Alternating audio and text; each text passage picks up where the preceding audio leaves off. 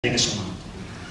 E io credo una cosa, io 2 mesi fa sono andato fuori di casa con i miei bambini e ho visto 2 persone che discutevano e litigavano proprio di politica, 2 persone anche anziane, ma avevano un animo proprio combattivo. Mi capiasso vederli che discuteva, perché piuttosto di vedere gente che si gira dall'altra parte, meglio vedere gente che partecipa.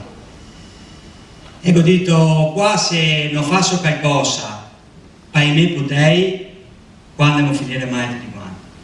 L'esempio che uno deve dare è anche cercare di mettersi in gioco, perché chi che ga, diceva qualcuno, chi che ga in man pulite, non ga da tenere scarsea, se no e mai tira fuori solo qui che ruba e non entri nella nostra indifferenza. Purtroppo rischiamo anche dei daghi in macita gente che non ha competenze o addirittura ruba. Allora l'impegno e l'esempio che dobbiamo dare noi altri, e se è un impegno grosso di questi mesi, è di ricostituire a voglia di partecipare al dibattito a sta città, che si sta soppresso, perché qua chi che aveva un diritto doveva chiedere un favore, qua chi che aveva un diritto doveva chiedere un favore a qualcuno,